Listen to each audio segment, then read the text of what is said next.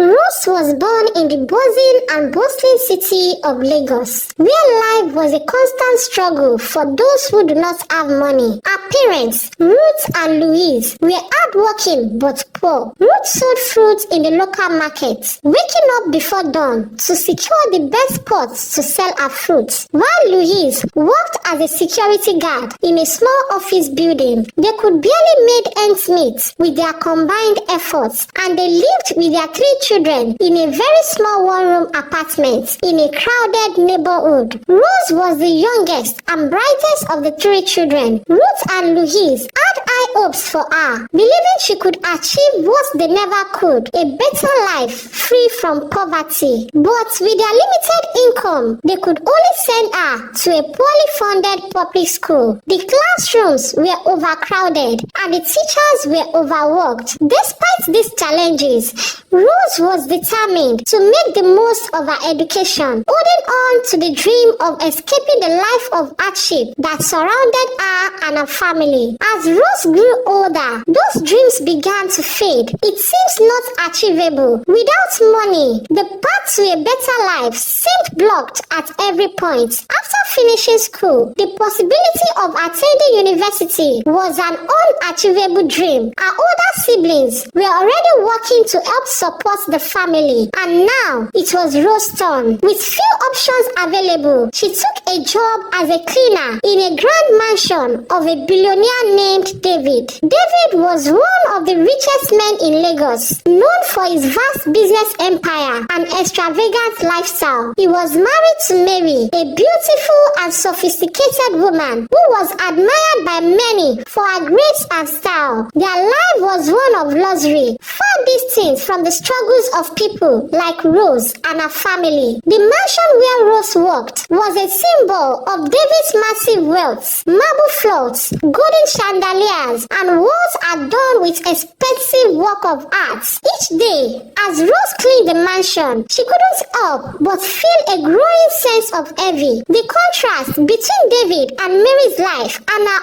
own was stark. While her parents struggled to put food on the table, David and Mary lived in surplus, their every need catered to by an army of servants. Rose's resentment grew as she continued to work in the grand mansion. She watched as Mary attended glamorous events and charity galas, dressed in designer clothes with a life that seemed perfect from the outside. David, on the other hand, was rarely home, often traveling for businesses or entertaining guests. Despite his marriage to Mary, he was known for his reckless behavior, especially when it came to women. His affairs were an open secret, and he never bothered to hide his affairs. As Rose scrubbed the floors and dusted the furniture, she began to imagine what it would be like to have David's wealth. She pictured herself to be in Mary's shoes, living a life of luxury and comfort, far away from the poverty and hardship that defined her existence. The more she thought about it, the more she wanted that life. Her desire for wealth and a better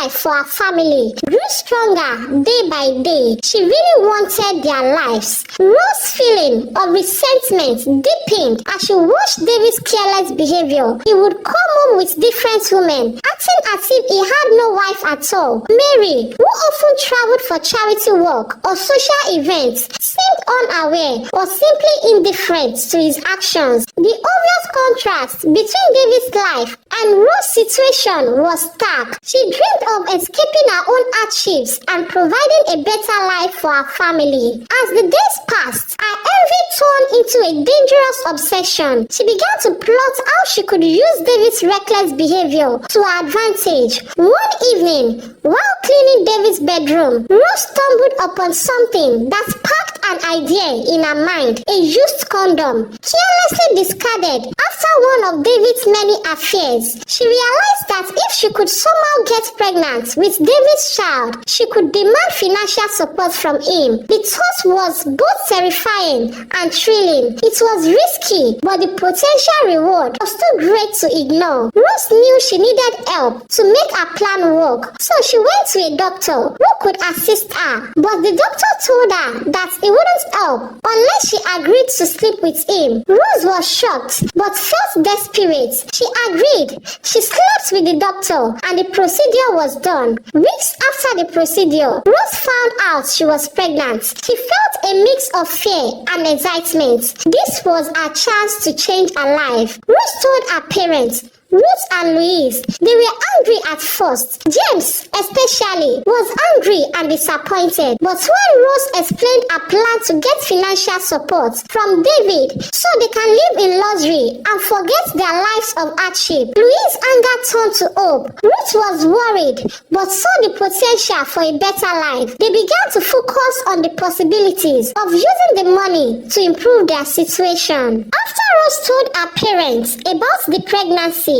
she suddenly stopped going to work. David noticed her absence and tried calling her, but her phone was switched off. He was worried and confused, but didn't know where Rose lived. Since he couldn't find her, David hired a new cleaner to replace her. As time went on, David started to forget about Rose. He became absorbed in his work and personal life, but he still had an underlying feeling of worry. His marriage to Mary was becoming increasingly troubling. They had been married for years, and despite his hopes, they still had no children. Mary seemed uninterested in starting a family and was often away on her charity trips. Mary's constant traveling made David feel even more isolated and their relationship distant. When Mary was home, she was often distracted and not even engaged with him. Their conversations were short and lacked warmth. David felt that their relationship was growing colder and more distant. He tried to talk to Mary about having a child, but she always responded with vague promises and excuses. Her frequent absences and lack of interest in their family life only deepened David's frustration. He felt increasingly unhappy and unfulfilled despite his wealth and success. David began to think more about his personal life and his marriage. The absence of a child and Mary's absence left him feeling unfulfilled. He was haunted by the emptiness in his life and the growing rifts between him and his wife. 9 months later, Rose gave birth to twins boys. She felt a deep sense of triumph. Yes! I've succeeded. Welcome to luxury, she thought.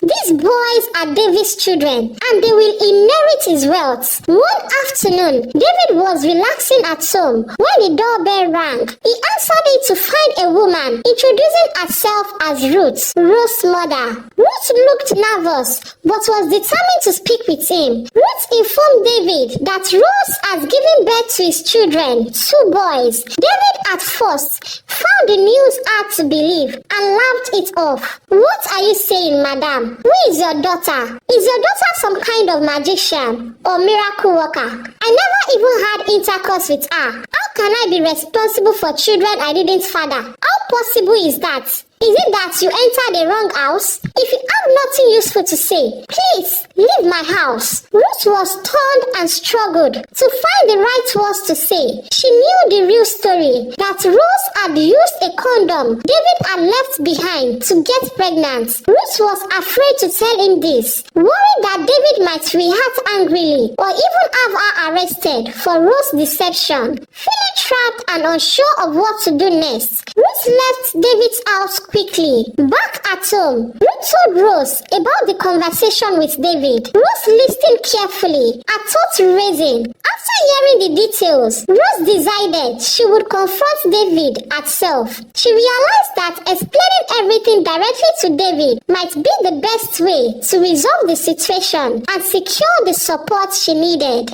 Rose, feeling both determined and anxious, decided it was time to face David. She knew this meeting could change everything. With her heart raising, she went to David's mansion and asked to speak with him in private. David, curious about what Rose had to say, agreed to see her. He led her to a quiet room and waited for her to explain herself. Rose, trying to keep her nerves in check, began to reveal the truth. She confessed that she had taken one of his used condoms and used it to get herself pregnant. She explained that she was desperate and saw this as her only chance to secure a better future for herself and her children. Rose admitted it wasn't right, but she felt she had no other choice. As David listened, his expression turned from shock to anger. He couldn't believe what she had done and was furious that she had manipulated the situation to trap him. His emotions were a mix of betrayal and rage. David made it clear he would never accept the children as his. He told Rose that he would soon hear from his lawyers and warned her that she could end up in jail for what she had done. He refused to take responsibility for the children and saw her actions as a manipulative scheme. The conversation ended with tension in the air, leaving the future uncertain for Rose as she walked away. When David's wife Mary returned home from one of her frequent trips, she immediately sensed that something was off. David was more distant than usual, and she noticed a tension in the air that she couldn't quite place. Mary, always sharp and curious, decided to dig around a bit. It didn't take long before she overheard rumors swirling around town. Rumors that her husband had gotten their former cleaner, Rose, pregnant. The news hit Mary like a stone. How could David do such a thing? It's not possible. Her anger boiled over the moment. Stepped into their home that evening. Mary confronted David. Is it true? She demanded, her voice trembling with a mix of rage and hurt. Okay, what have you been hiding? You got her pregnant? Did you really get Rose pregnant? David stood there speechless, not knowing what to say or do. After some minutes of dumbness, he told her what Rose had explained to him earlier. Mary became so furious and was determined to protect her marriage and decided to confront Rose directly. She didn't know where Rose lived, so she asked the security man who had worked at their mansion for years. After some hesitation, he gave Mary Rose's address. Mary went to a small rundown apartment building where Rose lived. The neighborhood was ghetto, poor and nothing like the luxurious life Mary was used to, but that only made her more determined to put an end to the situation. When Rose opened the door, she was surprised to see Mary standing there. Mary didn't waste any time and walked straight into the apartment. Her voice was cold as she spoke, telling Rose she knew about her plan to trap David and break up her family. Rose tried to stay calm and said, all I wanted was for him to take responsibility for our children. I'm not dragging him with you. But Mary was furious. Listen to me, dirty sluts. David would never be with you, and that your children would never be part of our family. Mary warned Rose to stay away from her husband and family, or she would make her regret it. With that, Mary left, leaving Rose standing in her apartment, shaking but still determined to fight for her children's future. The confrontation made it clear that the battle over David and the children was far from over. Mary returned home after confronting Rose, her emotions still running high as she walked into the living room. David looked up from his chair and asked where she had been. Mary hesitated for a moment, then told him she had gone to see Rose. David's face darkened with anger. You went to see her? Why would you do that? He demanded, his voice rising. This whole mess is because of you. If you had been serious about getting pregnant, taking care of things at home, and not being distant from me, I wouldn't have had to look elsewhere. You are the reason I ended up bringing other women here in the first place. Mary's eyes flashed with anger at his words. She couldn't believe what she was hearing. Are you seriously blaming me for this? She shot back. You are the one who can't keep your pants zipped. Don't you dare try to make this my fault, you roaming prick. The room was filled with tension as the two of them stood there, glaring at each other. David was furious, but deep down, he knew that what Mary said wasn't entirely wrong. He had let his own desires and carelessness create this situation, but he couldn't bring himself to admit it. You don't understand, Mary. David said, said, trying to regain control of the conversation. If you were more present in our home, more involved, maybe things would have been different. But you are always traveling, always focused on something else. I'm your husband, but it feels like I'm just a stranger in my own home. You are very distant from me. Mary wasn't having any of it. Don't try to turn this on me, David. You are a grown man, responsible for your own actions. If you couldn't handle our situation, you should have talked to me instead of having affairs with other women. You are the one who is being foolish, not me. The argument escalated, with both of them saying things they had been holding back for years. The tension between them had been building for so long, and now it was all coming out. They both felt betrayed and hurt, but none of them was willing to back down. Finally, after what felt like hours of arguing, they both fell silent. Exhausted from the fight, the room was quiet, but the anger and frustration lingered in the air. David knew he had made mistakes, but he wasn't ready to admit them yet. Mary, on the other hand, not to let him off the hook easily. One day, Rose was in a small cluttered apartment when she heard an unexpected knock on the door. Opening it,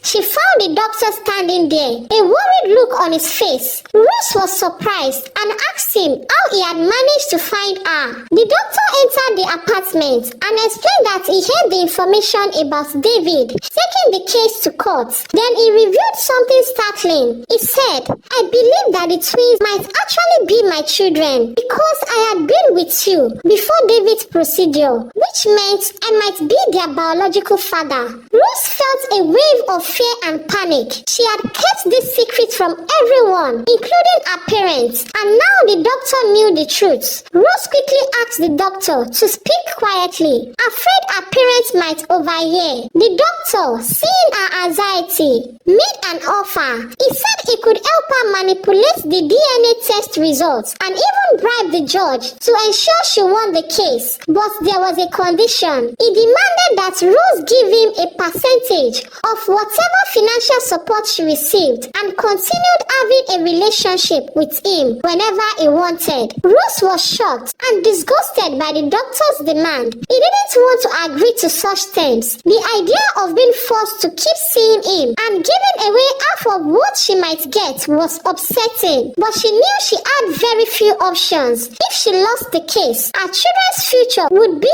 at risk and all her efforts would be for nothing. After a tense silence, Rose reluctantly agreed to the doctor's terms. She made him promise that everything would remain a secret, especially from David and his wife. The doctor, satisfied with the arrangements, left the apartment with a smug look. Rose was left alone, feeling trapped and conflicted as Rose sat in a dimly lit apartment. After the doctor left, she struggled with the reality of her situation. She was deeply worried about the choices she had to make, but she was also determined to secure a better future for her children. The day of the court hearing arrived, and the courtroom was filled with tension. David sat at one end, looking anxious. Rose was there too, clutching her papers, her heart pounding. The judge had been reviewing the evidence, including the manipulated DNA results and the bribes arranged by the doctor. After what felt like an eternity, the judge entered the courtroom and took his seat. The room fell silent as he prepared to announce his decision. David, already worried about the outcome, tried to remain calm. The judge began speaking, his voice steady and authoritative. He announced that the DNA test results, which had been carefully altered, showed that the twins were indeed David's children. Despite the deceitful way Rose had obtained the results, the judge had no choice but to accept them as valid evidence. The judge then delivered the verdict. David, you are ordered to pay Rose 10 million naira in child support every month. This amount is meant to cover the needs of the children and also help to secure their future. David was stunned, his eyes widened in disbelief, and he sat there frozen. He had not expected such a high amount. The sum was enormous, and the reality of the situation hit him hard. The judge's decision was final, and David had no choice but to comply. The DNA result left no room for doubt or appeal. Rose, on the other hand, felt a mix of relief and triumph. The court's decision meant she would finally receive the financial support she needed for her children. She knew the journey had been difficult and full of moral compromises, but the outcome gave her hope for a better future. As David left the courtroom, he was obviously upset. He had to face the consequences of the actions he had made and the manipulation that had been part of the case. Rose watched him go, feeling a complex mix of satisfaction and triumph about what the future would hold for her and her twins. A week after David paid Rose the first 10 million naira, her life had changed drastically. She had moved into a much bigger and better house, showing her newfound wealth. The cramped apartment she once lived in felt like a distant memory now, but things were not entirely smooth. Doctor had been trying to reach Rose to no avail. He finally decided to visit her in person. He showed up at her new elegant home, looking frustrated and impatient. Rose had been avoiding his calls, knowing he might come with demands. When Rose opened the door, she was surprised to see the doctor. She let him in, but kept her demeanor cold. The doctor didn't waste time. Rose, I've been trying to reach you since then. I can see you are now a big madam. You haven't kept your promise. I'm still waiting for my percentage and for you to continue seeing me as we agreed. Rose stood her ground and said, I'm not giving you anything. You made a deal based on lies and I've already paid the price. Now you are just trying to blackmail me. The doctor's face turned red with anger. You can't do this. We had an agreement. If you don't follow through, I will expose everything. People will find out about the fake DNA test and the bribes. We will both be in a serious trouble. Rose didn't back down. Go ahead and try. If you make any trouble, I will expose you too. I'll reveal how you manipulated the results and were involved in bribing officials. Your license will be seized and both of us will end up in jail. If that is okay by you, go ahead. I said go ahead. The doctor, realizing he was in a tough spot, tried to negotiate. Okay, let's talk. Maybe we can work something out. But Rose wasn't interested in negotiating. There is nothing to discuss. If you want to stay out of trouble, you will leave me alone and keep quiet. Seeing he had no other choice, the doctor agreed to leave. He walked out of Rose's house, frustrated and defeated. Once gone, Rose closed the door behind him, feeling a sense of relief and fulfillment. She knew she had secured her future and was prepared to defend it against anyone who tried to take it away. As Rose looked around her new spacious home, she felt a mix of satisfaction and caution. She had achieved what she wanted. Back at David's house, Mary was furious. She stormed into the living room where David was sitting, his face still showing signs of the stress from the recent court case. David, I can't believe you just gave Rose that huge sum of money without questioning her. Really? Mary shouted. How could you be so careless and foolish? I thought you were educated and smarter than this. You are acting so senseless. David looked up, trying to remain calm. Mary,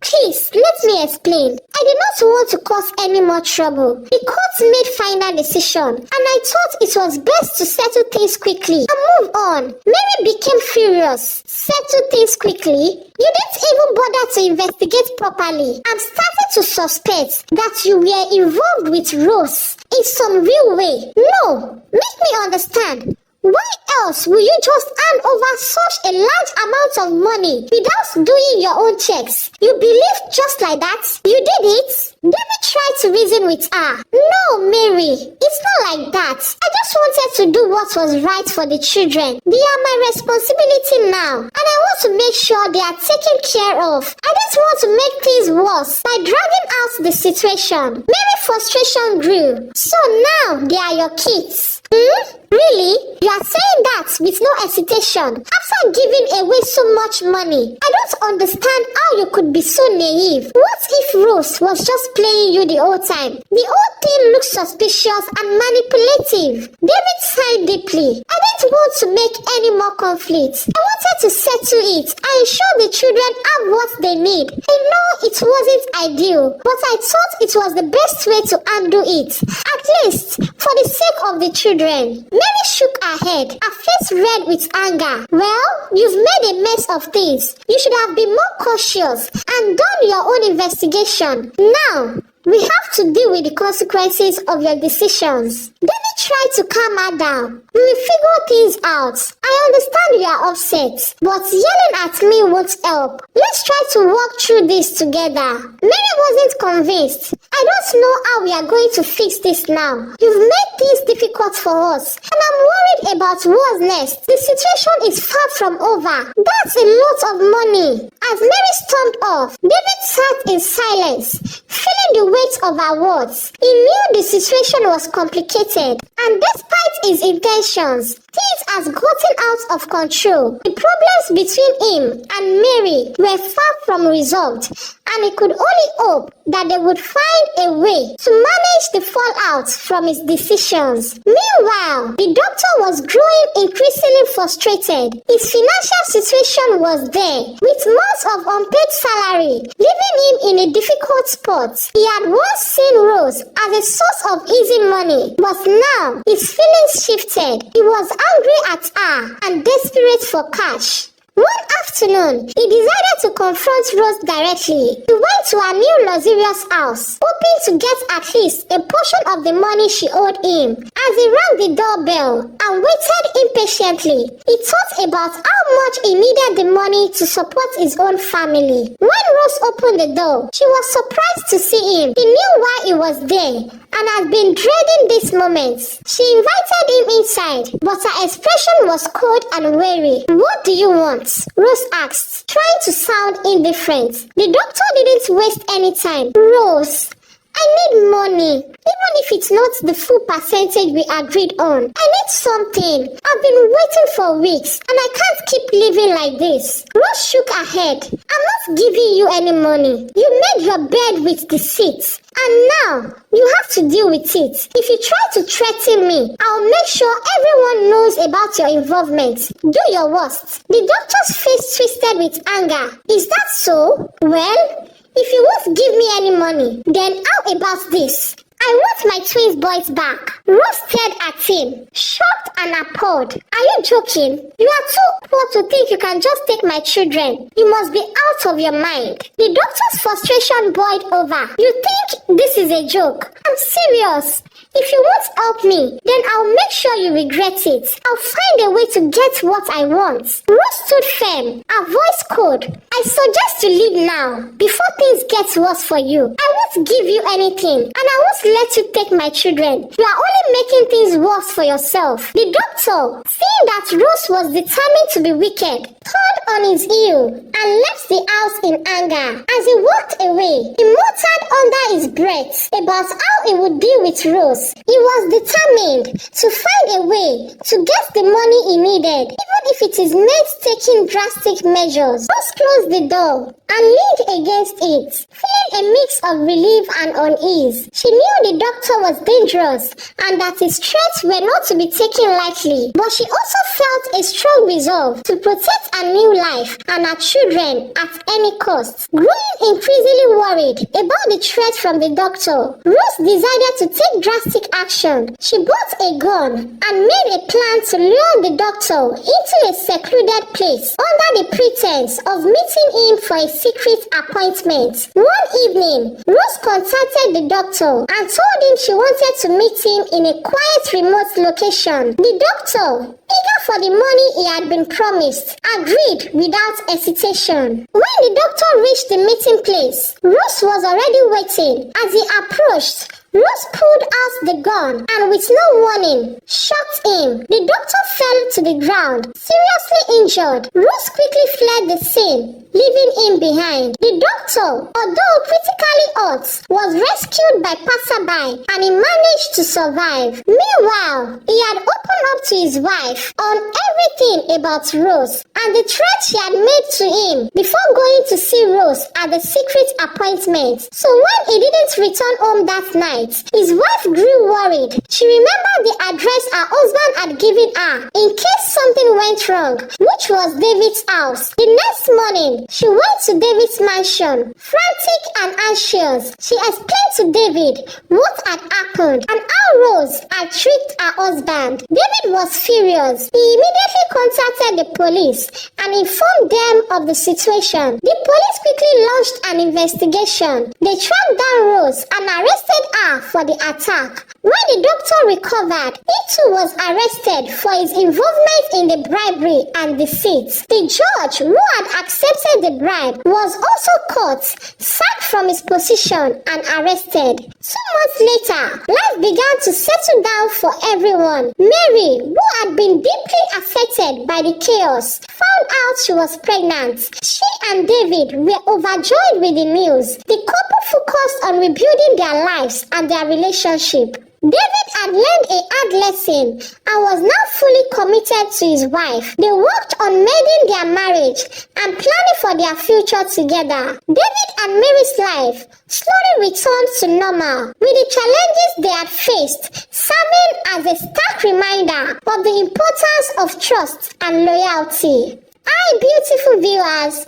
What moral lessons did you learn from this dramatic tale? I would love to hear your thoughts in the comments below. If you enjoyed this story, give it a thumbs up, share it with friends, and hit that subscribe button. Don't forget to turn on notifications so you never miss out on any of our latest updates. Thank you so much guys for watching. Stay blessed. I love you all. Bye for now.